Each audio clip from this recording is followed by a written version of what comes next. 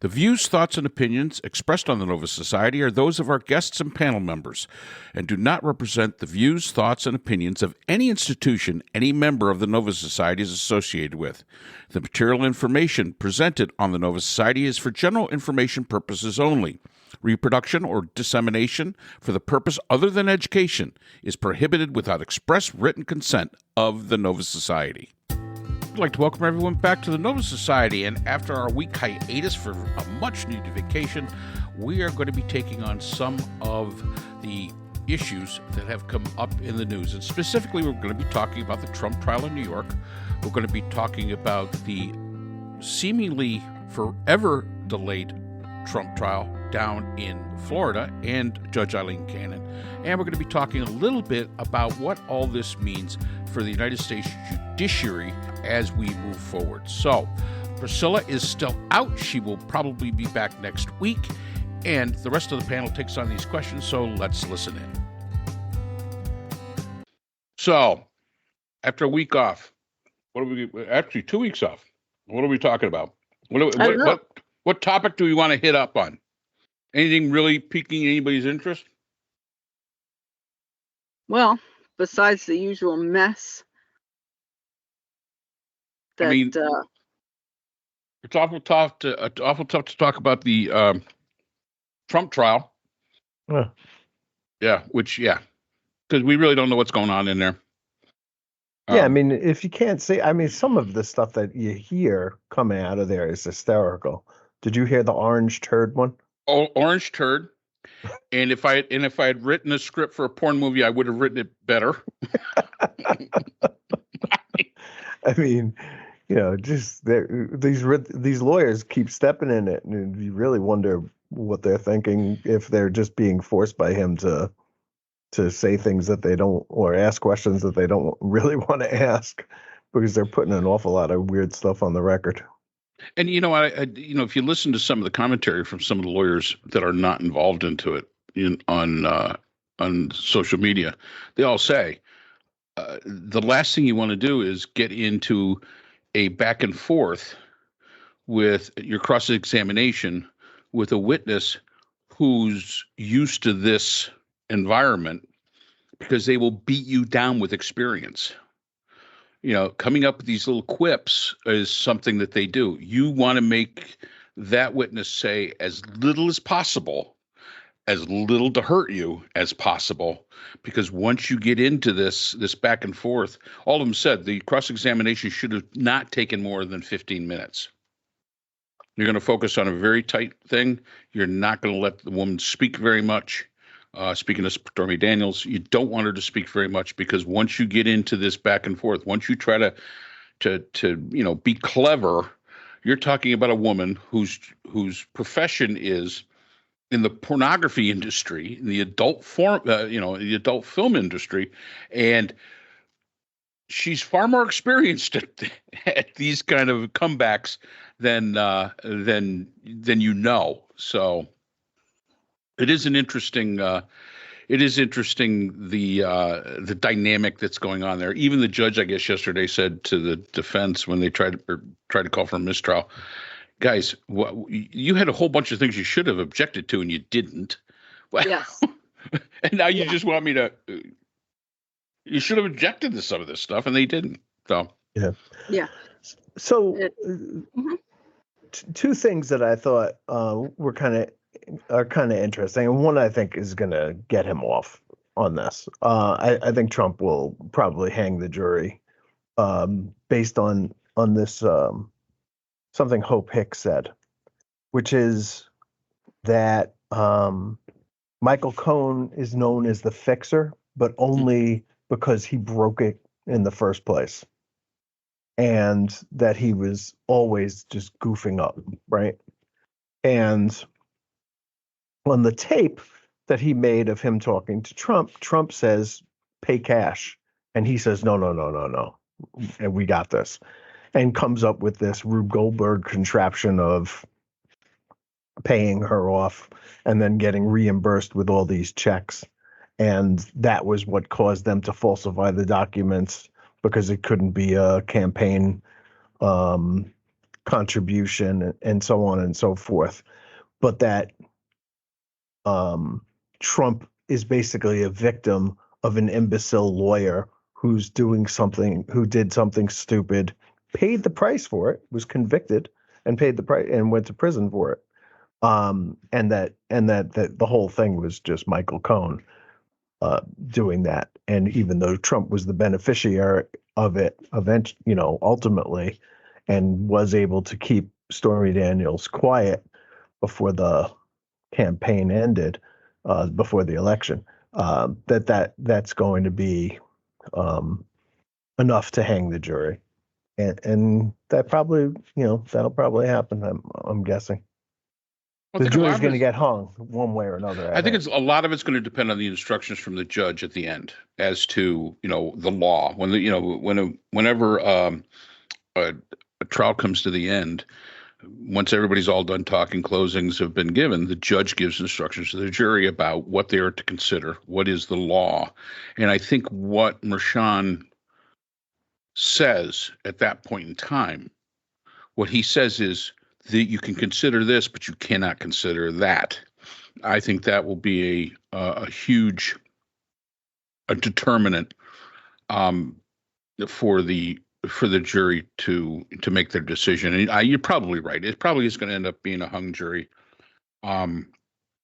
Everybody, there's those that say, "Oh, it's a slam dunk." They're the ones that want it to be a slam dunk. Then they're the ones that say, "Oh, no, it's a slam dunk. He's going to get off." They're the ones that really want it. But I think from just an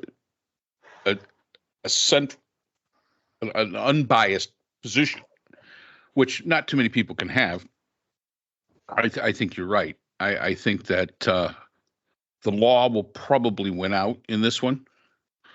And unless the prosecution has something more tangible they can bring, more than Michael Cohen, that says, yes, Trump was the orchestrator of all this. Not just that he said to Michael, like, Brooklyn, go ahead and take care of this. Am I an accessory? In a way, yes, I am, because I basically sent you out there to do what you're going to do, but I don't think that they're going to do it. I just don't. I think it's going to be a hung jury.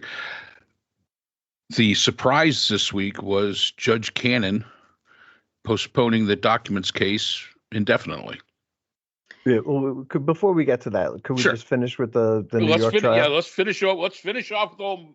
Because there's a couple of the other sort of interesting thing I guess that happened today was they wanted Pomerantz to come in, and they wanted to subpoena Pomerantz, who's the DA who left, or he might have been a U.S. attorney. I'm thinking he was a U.S. attorney, who was investigating this case for the Department of Justice, and then wrote a book, I guess, about it after he left the office.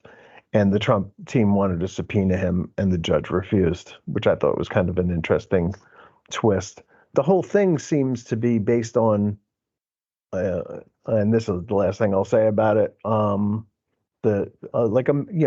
basically a misdemeanor. We're spending 2 months on this trial for a misdemeanor. It's going to be a month next week, I think. And Michael Cohen's expected to testify for at least a few days. And, if it goes another week after that, then, assuming that the defense is going to call somebody, I don't think they'll call Donald Trump, but they're going to call somebody, and that this is all much ado about nothing, basically. Yeah. So now, if there is a hung jury, can they retry him, or is this it and he gets off? It won't be worth retrying. He'll be getting off. Yeah, that's what I was afraid of. So basically, he is going to walk from this. And as you said, Mark, of course, Judge Cannon has she really just sort of carrying Trump along and gifting him every single thing that she possibly can, including postponing this really very clearly, I mean, she says, "Oh, all these things are so difficult, and this is so complex." And I mean, I don't think it's that difficult or that complex. I don't think she's that intelligent, and I don't think she should be in any kind of position of authority at all. But I mean, what I think is irrelevant. She is where she is. So he's going to walk from that. And of course, the Supreme Court is taking its time, and they want to now consider every little thing about what is a public act and what is a private act. And then if the president deems his political opponent to be corrupt, he can murder him, and then that's okay. And so that might likely be remanded to the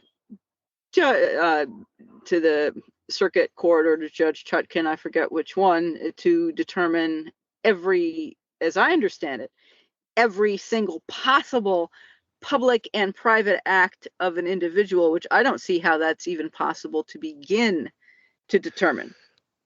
Every single possible act that could be public or private. So basically, there aren't going to be any more trials, and Trump is simply going to walk. Well, if none of this has shown us anything, it's the holes in the legal system that we have. Oh, yeah. And if you have enough money, delay is a great tactic. And, bringing up these hypothetical questions, such as, what's a personal act, what's an official act, things like that, really muck up the system. The judicial system has never been put to the test like this, in my opinion. It has never been put to this kind of test. And I've always had great respect for the judicial system. I truly have. One of the reasons I didn't become a lawyer is because I couldn't stand the idea of sitting in a court and all this back and forth. The wheels of justice move way too slow anyway. And if you muck up the system, it moves even slower because it doesn't know. It's a very orderly process. So if you make it disorderly, that causes great trepidation with judges and with the court system as a whole. And again, if you have the money, you can get away with this. There's also an aspect of this that I find unseemly in the fact that Eileen Canada's on the bench at all. And that she was nominated to the bench by Trump in his lane after the election was over. So you talk about parting gifts.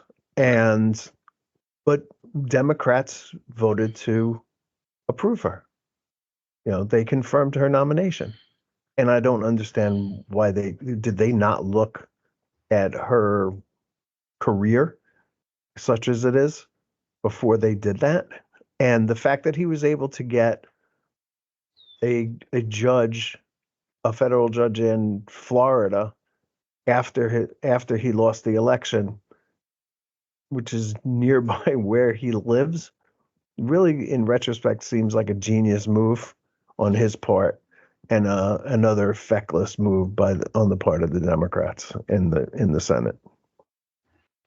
Well, and in fairness, when she was put onto the bench, the Republicans held the Senate at the time, so it was really their decision to put her on. She was deemed by the federal law, the people that actually look at judges as they are brought up, as unqualified.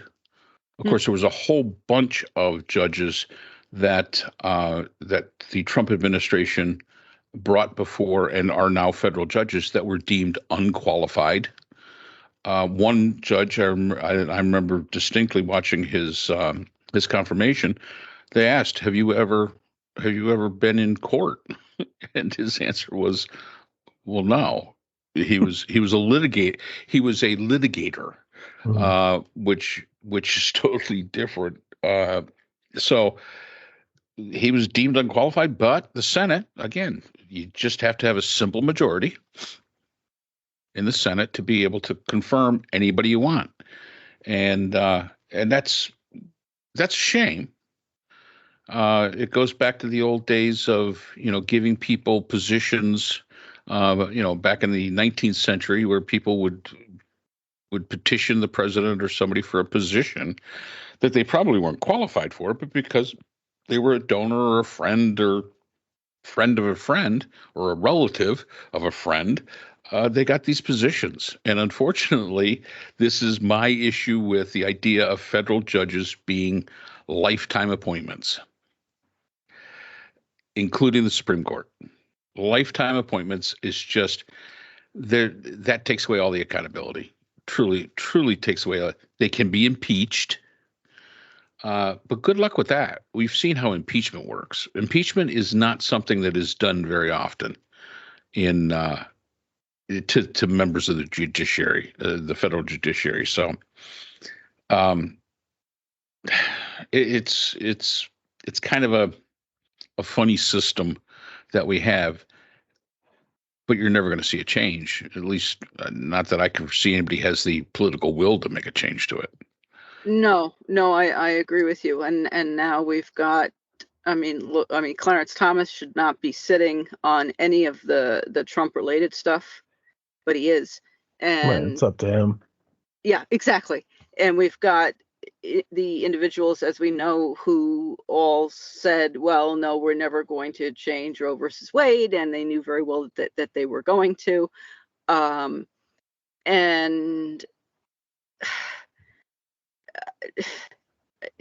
the Supreme Court is no longer a non-biased or an unbiased. If they ever were, but they're certainly very much, very clearly biased now. And so they're simply an unelected legislative body, really. At least the majority would seem to me to be. And I think that many people would agree with that.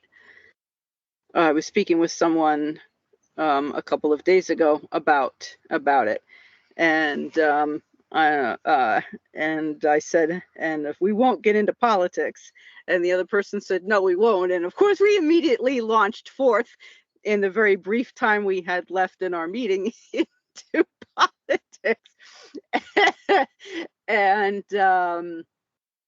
we both feel the same way and are absolutely horrified at what is occurring and the fact that anybody can support the Mr. Trump at this point. What may very well happen after November if he wins. Yeah. Well, the judiciary needs a little bit of an overhaul, and I think that if Trump has given us nothing, we have seen that, and we'll see what they decide to do in the future. Supreme Court, let's wait on them, see what they have to say. Yeah, that'll be May 25th. So that just, isn't it right? May 25th is the end of their, or is it June 25th? I can't remember when their decision. Yeah, June. Yeah, it is June. Okay. Yeah. So it's still a while away yet before they have to. Well, they don't have to rule on anything. They can let it slide, correct, until September. The Trump immunity, the question of presidential immunity. Well, they can say that there's no case to be heard. They can defer it back to the appellate court. Right. And there's a whole bunch of different options that they have. It's just simply a matter of, what do they want to do? What do they want to do? And right. I think that the court's credibility is in question here. Oh, and I certainly. think that's a very sad thing, because of all three branches of government, the court has always held the highest esteem of the bunch. Yeah. And so they're now down. And they're they still down do, with by everybody the way. else. They actually still do. Well, they still do, yeah, but not by very much. I mean, yeah. Right, but they're underwater, but they're not as underwater as Congress. Not as underwater as like Congress. Right. Yeah. Right.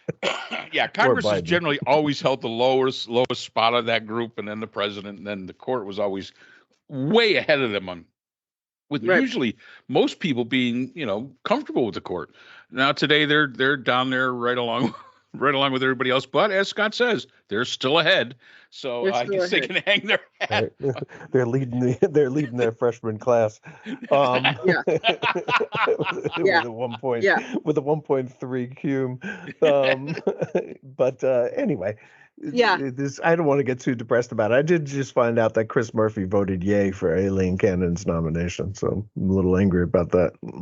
My U.S. senator. The other one didn't show up that day or something. Didn't vote. Yeah, there was the votes. The votes for Eileen Cannon.